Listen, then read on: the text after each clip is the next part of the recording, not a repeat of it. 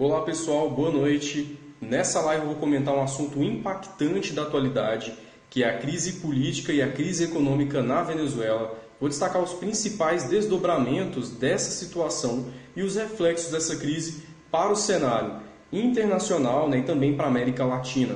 Convido o pessoal aí, o público concurseiro que vai prestar concurso e tem questões de atualidades, ou você que não vai prestar nenhum concurso que tem atualidades, mas quer ficar por dentro do assunto a partir de uma análise, vamos participar, vamos interagir com a gente aí. Quem for entrando, comenta de onde está falando, qual que é o concurso que vai prestar.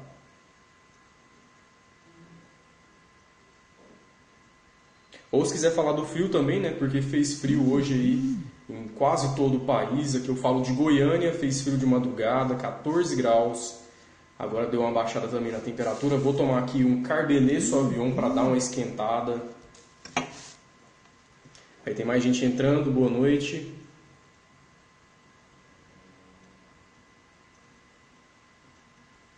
Sejam todos então muito bem-vindos aí à live. Boa noite.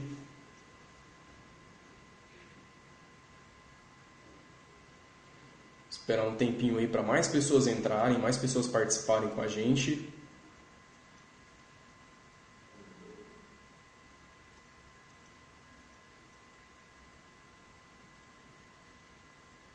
Vamos lá, então eu vou falar aqui na live sobre os desdobramentos da crise política e econômica na Venezuela e quais são os principais impactos dessa situação, desse cenário na Venezuela para a América Latina e para as relações internacionais como um todo. E vou destacar dentro desse assunto a situação que tem acontecido agora mais recentemente, que são os refugiados venezuelanos que estão entrando no Brasil. É uma consequência dessa crise, Então o Brasil não está alheio, não está à parte dessa situação que acontece na Venezuela, porque nós estamos recebendo muitos imigrantes entrando aí, fugindo dessa situação lá no país. Primeiro, nós precisamos entender duas situações na Venezuela: crise política e crise econômica. Essas duas situações elas foram ocasionadas por fatores muito específicos. E as duas são responsáveis por esse cenário de caos que hoje se encontra o país. Vamos começar destacando a questão da crise econômica. Como começou a crise econômica na Venezuela? A Venezuela tem na sua economia, a principal base da economia venezuelana é a exportação de petróleo. Um dos pilares da economia que sustenta o PIB nacional venezuelano é a produção de petróleo. Com a crise internacional e o preço do petróleo caindo, os barris de petróleo sendo desvalorizados no mercado internacional, isso vai refletir dentro da Venezuela, dentro do cenário nacional da Venezuela. O que vai ocasionar essa crise do mercado externo para a produção de petróleo dentro da Venezuela? Principalmente a redução na produção. Muitas empresas multinacionais que estavam instaladas dentro da Venezuela, elas começam a sair do país.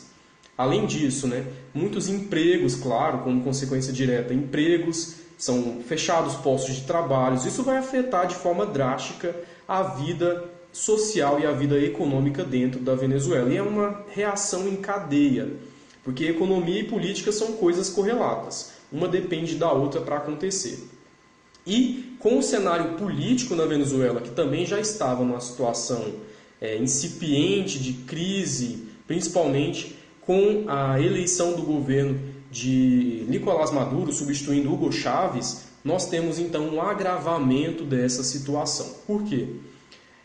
Nicolás Maduro ele tem nas bases ali do seu governo, as principais características do governo, um governo socialista. Então é a planificação da economia, a intervenção do Estado venezuelano na economia. E essa intervenção vai chegar também na produção de petróleo com a estatização de algumas empresas. É uma das principais características. Isso vai afetar então a produção, fazendo com que muitas empresas então de fato saiam, se retirem do país. Além disso, nós temos também algo mais recente, eu destaquei aqui, eu vou comentar essas notícias que foram veiculadas agora recentemente, porque como é um assunto que tem um desdobramento muito impactante, todos os dias nós temos algo relacionado à Venezuela. Se você abrir o portal de notícias, Se você ligar no noticiário, no telejornal, você sempre vai ter alguma cobertura relacionada à Venezuela, porque é algo que está acontecendo. Nós tivemos aí os protestos, vários protestos ocorreram lá no país, e os protestos foram marcados principalmente pela oposição e também pelos simpatizantes ao governo de Nicolás Maduro, e protestos que foram reprimidos com muita violência. Vários manifestantes, inclusive, foram mortos dentro da Venezuela por conta disso, reprimidos aí por conta do governo, né, que tem se mostrado ditador em relação a essas políticas que estão sendo impostas no país. E mais recentemente, algo que está mais ligado agora à atualidade, nós temos aí a convocação por Nicolás Maduro para uma nova assembleia, uma assembleia constituinte, para fazer aí editar uma nova constituição para o país. Por que Nicolás Maduro quer uma nova constituição? Por que ele está convocando uma constituinte dentro da Venezuela? Principalmente com o intuito de perpetuar-se no poder, de permanecer no poder. Esse é um dos principais motivos, e para ter também o poder centralizado nas mãos dele. O governo, então, vai ter aí atuação plena dentro do país.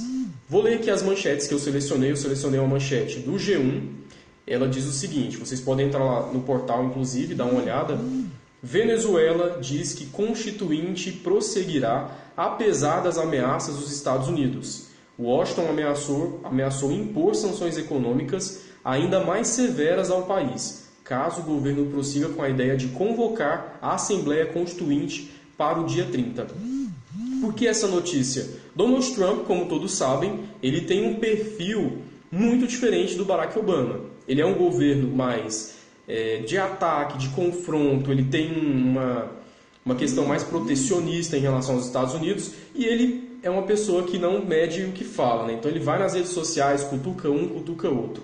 E ele tem se mostrado claramente, publicamente, contrário ao governo de Nicolás Maduro. Ele mostra isso, ele demonstra isso, essa apatia ao governo de Nicolás Maduro.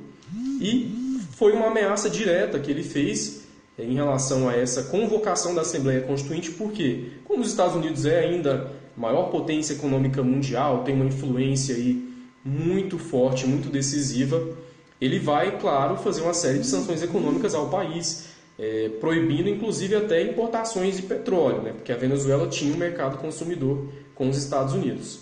Outra manchete que eu selecionei aqui também é muito parecida com essa. Estados Unidos, como eu disse, né, analisam sanções que poderiam atingir setor de petróleo na Venezuela. Essa manchete foi publicada pela versão digital do jornal O Globo. O Departamento de Estado analisa opções que afetariam Maduro sem prejudicar. E só lembrando que essa não é a primeira sanção que a Venezuela sofre. Ela já sofreu aí várias sanções, inclusive do próprio Mercosul, devido a essa situação que está acontecendo no país. Essa instabilidade tanto política, tanto econômica. Então nós estamos vendo aqui, a partir dessas manchetes, um reflexo dessa crise que é interna para a América Latina e para o cenário internacional como um todo. Agora eu quero chegar a nível do Brasil. Qual que é a relação do Brasil com a crise política e a crise econômica na Venezuela?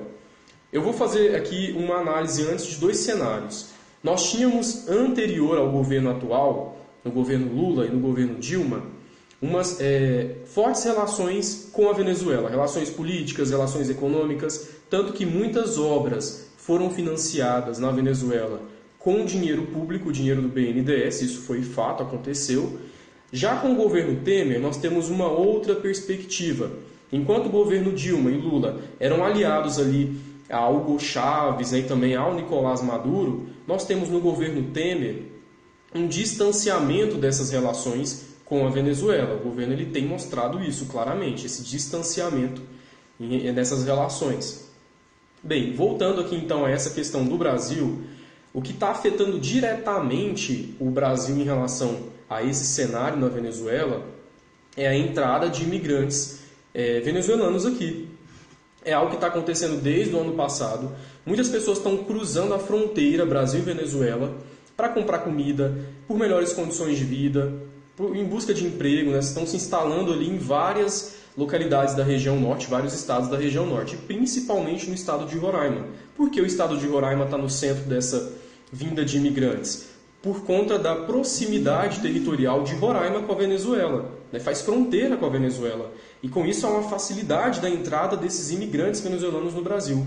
Eles também estão indo para outros lugares, para outros países da América do Sul, mas o Brasil é um ponto de acolhida muito forte para esses imigrantes. Assim como foi lá na época dos imigrantes haitianos, que vieram também devido ao terremoto que afetou a capital, Porto Príncipe. Então nós temos esse cenário em relação ao Brasil, a entrada desses imigrantes venezuelanos, e isso tem afetado diretamente os estados da região norte. Por quê?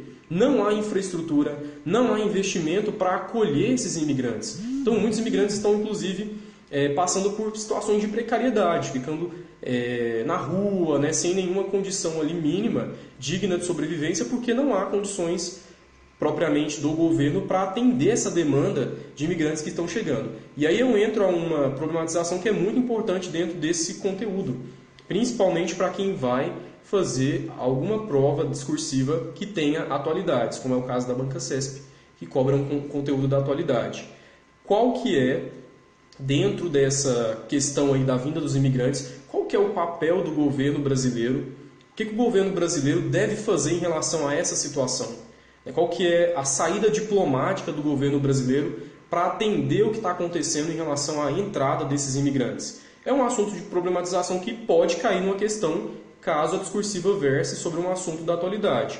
Outra problematização dentro desse assunto é justamente as consequências. Quais são os motivos dessa crise? Por que essa crise política e econômica está acontecendo na Venezuela? Foi o que eu falei aqui no início dessa live, dessa aula. E outra questão também que entra, né, dentro disso. Qual que é a projeção, qual é o cenário futuro para a Venezuela? O que vai acontecer devido a esses protestos que estão sendo marcados pela oposição, essas sanções que estão sendo feitas, impostas pelos membros da América Latina, pelos Estados Unidos? O que vai acontecer futuramente? Qual que é o cenário, né? Se essa constituinte ela for aprovada ou não, o que pode acontecer? Nicolás Maduro continua no poder? Então são problematizações importantes que todo candidato que vai fazer alguma prova que tenha atualidades, discursiva principalmente, deve se perguntar e deve fazer ali uma análise dessa situação, porque se cair isso na prova, você tem que ter conhecimento disso. Bacana, gente? Pessoal, então era isso que eu tinha reservado para vocês aqui nessa live. Eu espero que eu tenha contribuído para você entender um pouco melhor dessa situação, do que está acontecendo. Claro que o que eu trouxe aqui não é nada comparado à dimensão de todo o problema, de tudo que pode ser falado sobre essa situação, mas eu trouxe aqui realmente análises pontuais, análises rápidas, para que a gente possa compreender. E aí vocês me acompanhem nas próximas lives, vou sempre trazer um assunto da atualidade e também outros assuntos aí de geografia e história regional para outros concursos, para a galera que está acompanhando. Pessoal, quem vai fazer o concurso TRE Bahia e também TCE Pernambuco, fica ligado porque eu tenho um e-book exclusivo com temas da atualidade para a questão discursiva. Eu trago 20 temas impactantes da atualidade, eu faço uma análise de todos esses 20 temas, trago bases argumentativas, o que você pode responder se essas questões caírem com esses temas. Então, uma simulação das questões discursivas a partir desses assuntos da atualidade. O e-book é incrível, eu fiz com muito cuidado, muito zelo, muitas análises aí criteriosas para que você tenha êxito nas questões discursivas. E galera, é isso então, muito obrigado. Vamos curtir mais um pouquinho o friozinho, né? Eu vou continuar aqui tomando o meu Carbenet para ver se dá uma aquecida, né? Goiânia está fazendo agora acho que uns 16 graus.